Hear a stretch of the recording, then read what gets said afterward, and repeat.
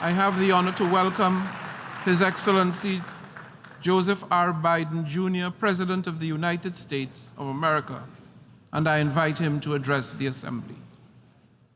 Mr. President, Mr. Secretary General, and my fellow leaders, about a week ago, I stood on the other side of the world, in Vietnam, on soil once bloody with war. And I met a small group of veterans, Americans and Vietnamese, who witnessed, and I watched the exchange of personal artifacts from that war, identification cards and a diary. It was deeply moving to see the reaction of the Vietnamese and American soldiers. Culmination of 50 years of hard work on both sides to address the painful legacies of war and to choose to work together toward peace and a better future. Nothing about that journey was inevitable. For decades, it would have been unthinkable for an American president to stand in Hanoi alongside a Vietnamese leader and announce a mutual commitment to the highest level of country's partnership. But it's a powerful reminder that our history need not dictate our future. With the concerted leadership and careful effort, adversaries can become partners. Overwhelming challenges can be resolved, and deep wounds can heal. So let us never forget that. When we choose to stand together and recognize the common hopes that bind all humanity, we hold our hands the power to bend that arc of history. My fellow leaders, we gather once more at an inflection point in world history, with the eyes of the world upon all of you, all of us. As President of the United States, I understand the duty my country has to lead in this critical moment, to work with countries in every region, linking them in common cause, to join together with partners who share a common vision of the future of the world, where our children do not go hungry and everyone has access to quality health care, where workers are empowered and our environment is protected, where entrepreneurs and innovators everywhere can access opportunity everywhere, where conflicts are resolved peacefully and countries can chart their own course. The United States seeks a more secure, more prosperous, more equitable world for all people, because we know our future is bound to yours. Let me repeat that again. We know our future is bound to yours. And no nation can meet the challenges of today alone. The generations that preceded us organized this body, the United Nations, and built international financial institutions and multilateral and regional bodies to help take on the challenges of their time. It wasn't always perfect. But working together, the world made some remarkable and undeniable progress that improved the lives of all people. We avoided the renewal of global conflict while lifting more than 1 billion people out of extreme poverty. We together expanded access to education for millions of children. We saved tens of millions of lives that would have otherwise been lost to preventable and treatable diseases like measles, malaria, tuberculosis. HIV/AIDS infections and deaths plummeted, in no small part because of PEPFAR's work in more than 55 countries, saving more than 25 million lives. It's a profound testament to what we can achieve when we act together, when we take on tough challenges, and an admonition for all of us to urgently accelerate our progress so that no one's left behind, because too many people are being left behind. The institutions we built together at the end of the Second World War are an enduring bedrock of our progress, and the United States is committed to sustaining them. And this year, we're proud to rejoin UNESCO. We also recognize that to meet the new challenges, of our decades-old institutions and approaches, they must be updated to keep peace with the world.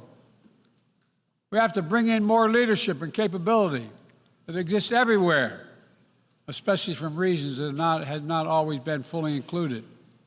We have to grapple with the challenges that are more connected and more complex. We have to make sure we're delivering for people everywhere, not just somewhere, everywhere. Simply put, the 21st century results are badly needed. They're needed to move us along. That starts with the United Nations, starts right here in this room. In my address to this body last year, I announced the United States will support expanding the Security Council, increasing the number of permanent and non-permanent members. The United States has undertaken serious consultation with many member states. We'll continue to do our part to push more reform efforts forward, look for points of common ground, and make progress in the year ahead.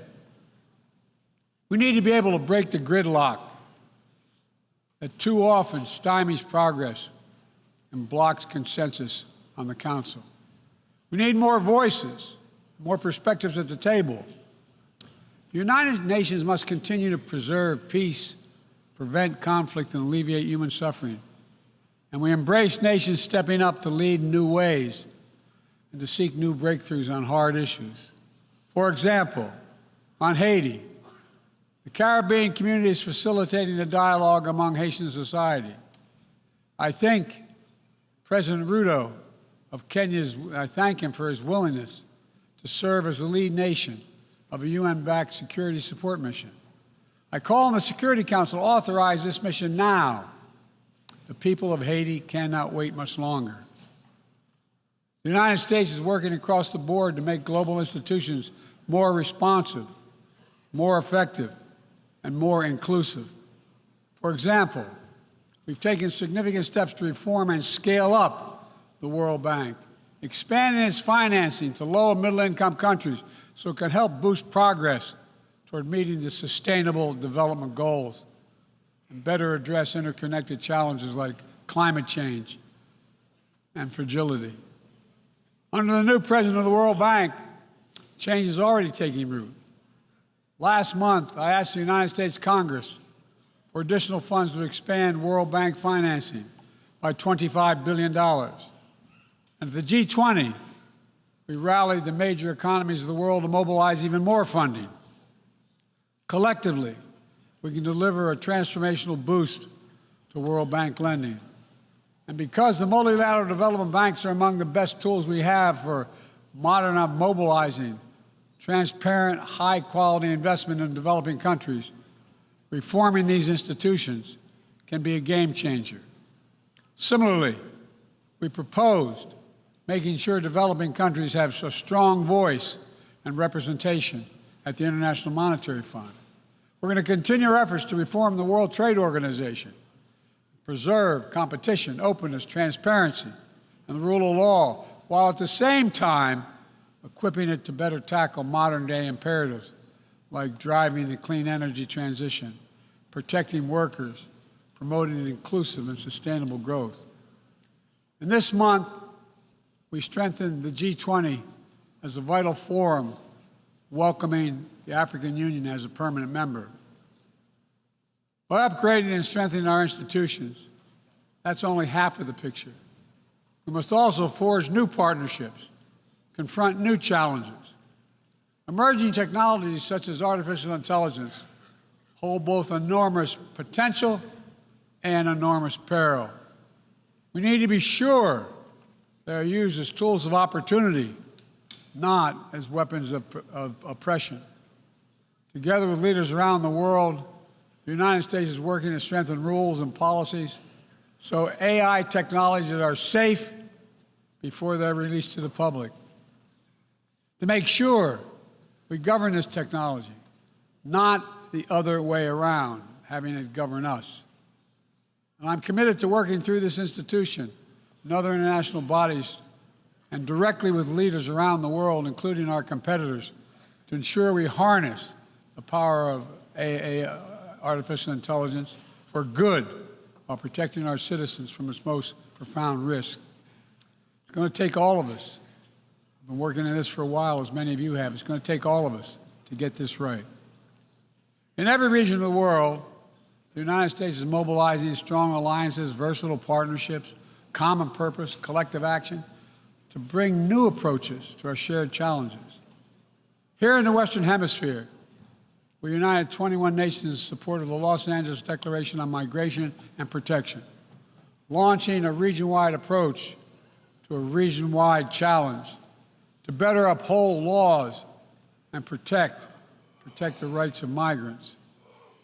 In the Indo-Pacific, we've elevated our Quad partnership with India, Japan, and Australia to deliver concrete progress for the people of the region on everything from vaccines to maritime security. Just yesterday, after 2 consultations in diplomacy, the United States brought together dozens of nations across 4 continents to establish a new partnership for Atlantic cooperation so that the coastal Atlantic countries can better cooperate on science, technology, environmental protection, and sustainable economic development. We brought together nearly 100 countries in a global coalition to counter fentanyl and synthetic drugs to reduce the human cost of this affliction, and it is real. And as the nature of the terrorist threats evolve and the geography expands to new places, we're working with our partners to bring capabilities to bear to disrupt plotting, degrade networks, and protect all of our people. Additionally, we convened the Summit for Democracy to strengthen democratic institutions, root out corruption, and reject political violence. And in this moment where democratically elected governments have been toppled in quick succession in West and Central Africa, we're reminded that this work is as urgent and important as ever. We stand with the African Union and ECOWAS and other regional bodies to support constitutional rule. We will not retreat from the values that make us strong. We will defend democracy, our best tool to meet the challenges we face around the world. And we're working to show how democracy can deliver in ways that matter to people's lives. The Partnership for Global Infrastructure and Investment addresses the enormous need and opportunity for infrastructure investment in low- and middle-income countries, particularly in Africa, Latin America, and Southeast Asia. Through strategic, targeted public investments, we can unlock enormous amounts of private sector financing. The G7 has pledged to work with parties to collectively mobilize $600 billion in infrastructure financing by 2027. The United States has already mobilized more than $30 billion to date. We're creating a race to the top with projects that have high standards for workers, the environment, and intellectual property while avoiding the trap of unsustainable debt. We're focusing on economic corridors that will maximize the impact of our collective investment and deliver consequential results across multiple countries and multiple sectors. For example, the Libido Corridor will extend across Africa from the western port of Angola to the DRC to Zambia, boosting regional connectivity and strengthening commerce and food security in Africa. Similarly, the groundbreaking effort we announced at the G20 to connect India to Europe through the UAE, Saudi Arabia, Jordan, and Israel will spur opportunities and investment across 2 continents. This is part of our effort to build a more sustainable, integrated Middle East. It demonstrates how Israel's greater normalization and economic connection with its neighbors is delivering positive and practical impacts, even as we continue to work tirelessly to support a just and lasting peace between the Israelis and Palestinians, 2 states for 2 people. Now, let me be clear. None of these partnerships are about containing any country. They're about a positive vision for our shared future. When it comes to China, I want to be clear and consistent. We seek to responsibly manage the competition between our countries. so it does not tip into conflict. I've said we are for de-risking, not decoupling with China. We will push back on aggression and intimidation and defend the rules of the road, from freedom of navigation to overflight to level economic playing field that have helped safeguard security and prosperity for decades. But we also stand ready to work together with China on issues where progress hinges on our common efforts. Nowhere is that more critical than accelerating the climate crisis, than the accelerating climate crisis. We see it everywhere. Record-breaking heat waves in the United States and China, wildfires ravaging North America and Southern Europe, a fifth year of drought in the Horn of Africa, tragic flooding in Libya. My heart goes out to the people of Libya. That's killed thousands of people. Together, these snapshots tell an urgent story of what awaits us if we fail to reduce our dependence on fossil fuels and begin to climate-proof the world. For one day, my administration, the United States, has treated this crisis as an existential threat from the moment we took office, not only for us, but for all of humanity. Last year, I signed into law in the United States the largest investment ever anywhere in the history of the world to combat the climate crisis and help move the global economy toward a clean energy future. We're also working with the Congress to quadruple our climate financing to help developing countries reach their climate goals and adapt to climate impacts.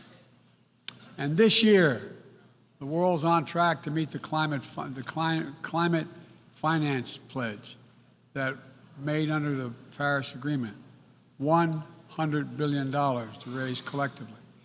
But we need more investment from public and private sector alike, especially in places that have contributed so little to global emissions, but face some of the worst effects of climate change, like the Pacific Islands. The United States is working directly with the Pacific Island Forum to help these nations adapt, build resilience to the climate impacts, even as we lead the effort to build innovative new partnerships that attack the global challenges from all sides.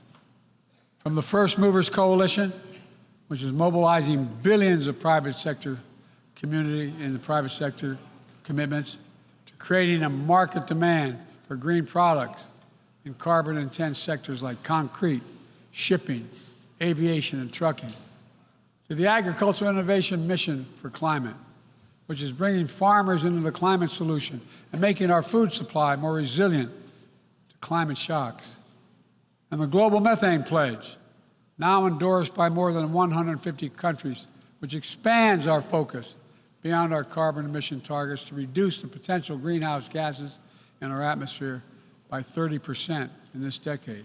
It's all within our capacity. We need to bring the same commitment and urgency and ambition as we work together to meet the Sustainable Development Goals of 2030. These goals were adopted at the United Nations in 2015 as a roadmap for improving lives around the world. But the hard truth is, for decades of progress, the world has lost ground these past years in the wake of COVID-19, conflicts, and other crises. The United States is committing to doing its part to get us back on track. All told, in the first 2 years of my administration, the United States has invested more than $100 billion to drive development progress in bolstering food security, expanding access to education worldwide, strengthening healthcare systems, and fighting disease. And we've helped mobilize billions more in the private sector investments. But to accelerate our forward progress on the Sustainable Development Goals, we all have to do more. We need to build new partnerships that change the way we tackle this challenge, to unlock trillions of additional financing for development, drawing on all sources. We need to fill the gaps and address the failures of our existing system exposed by the pandemic.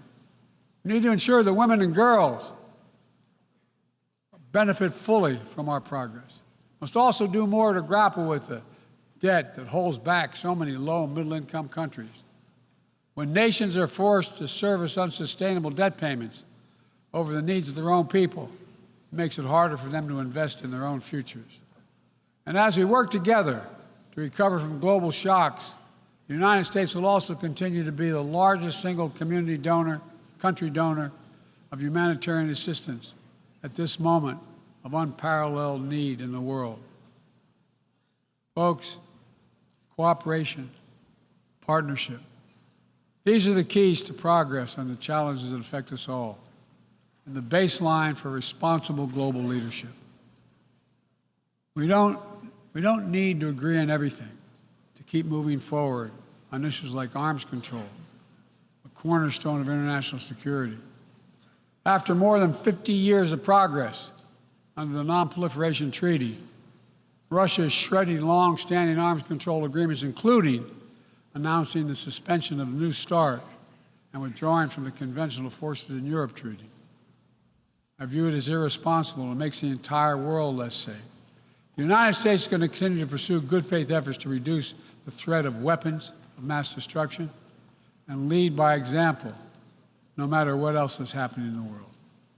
This year, we safely destroyed at least the last chemical munitions in the U.S. stockpile, fulfilling our commitment toward a world free of chemical weapons. And we condemn the DPRK's continued violation of UN Security Council resolutions, but we are committed to diplomacy that will bring about the denuclearization of the Korean Peninsula. We're working with our partners to address Iran's destabilizing activities that threaten regional and global security, and remain steadfast in our commitment that Iran must never acquire a nuclear weapon. Now, even as we evolve our institutions and drive creative new partnerships, let me be clear. Certain principles of our international system are sacrosanct. Sovereignty, territorial integrity, human rights. These are the core tenets of the UN Charter, the pillars for peaceful relations among nations, without which we cannot achieve any of our goals. That has not changed, and that must not change. Yet, for the second year in a row, this gathering, dedicated to peaceful resolution of conflicts, is darkened by the shadow of war. An illegal war of conquest brought without provocation by Russia against its neighbor Ukraine. Like every nation in the world, the United States wants this war to end. No nation wants this war to end more than Ukraine. And we strongly support Ukraine in its efforts to bring about a diplomatic resolution that delivers just and lasting peace. But Russia alone bears responsibility for this war. Russia alone has the power to end this war immediately. And it's Russia alone that stands in the way of peace, because Russia's price for peace is Ukraine's capitulation, Ukraine's territory, and Ukraine's children. Russia believes that the world will grow weary and allow it to brutalize Ukraine without consequence. But I ask you this: if we abandon the core principles of the United States to appease an aggressor, can any member state in this body feel confident that they are protected? If we allow Ukraine to be carved up, is the independence of any nation secure? I'd respectfully suggest the answer is no. We have to stand up to this naked aggression today and deter other would-be aggressors tomorrow. That's why the United States, together with our allies and partners around the world, will continue to stand with the brave people of Ukraine as they defend their sovereignty and territorial integrity and their freedom.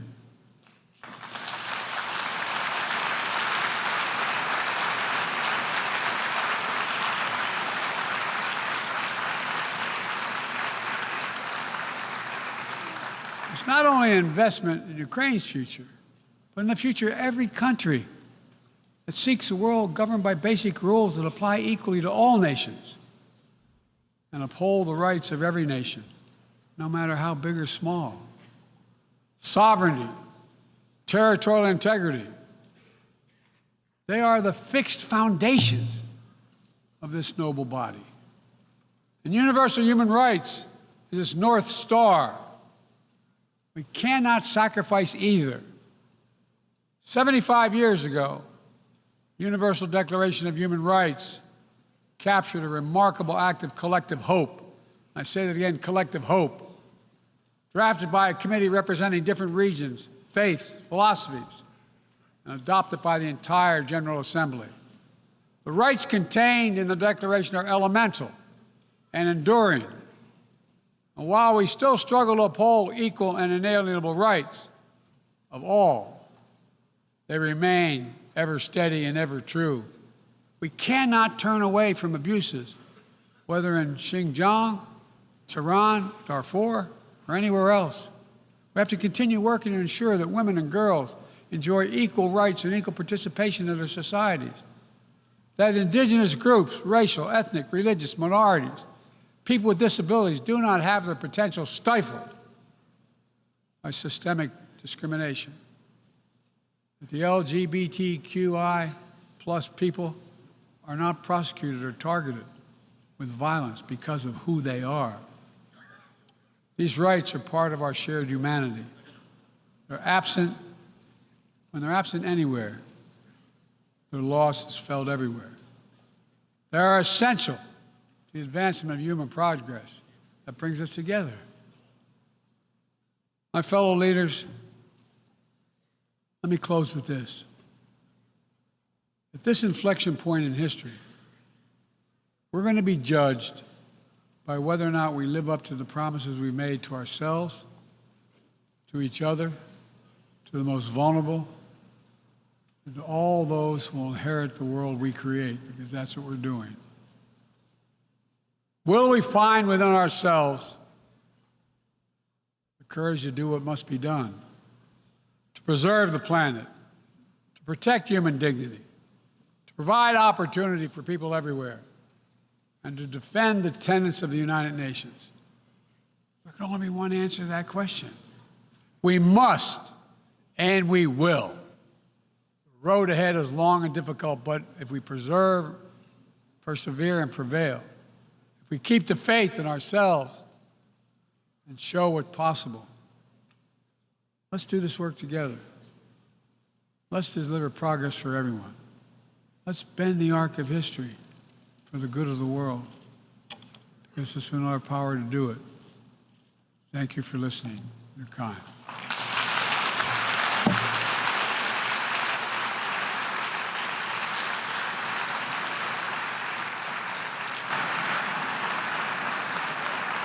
On behalf of the Assembly, I wish to thank the President of the United States of America for the statement just made, and I request protocol to escort His Excellency.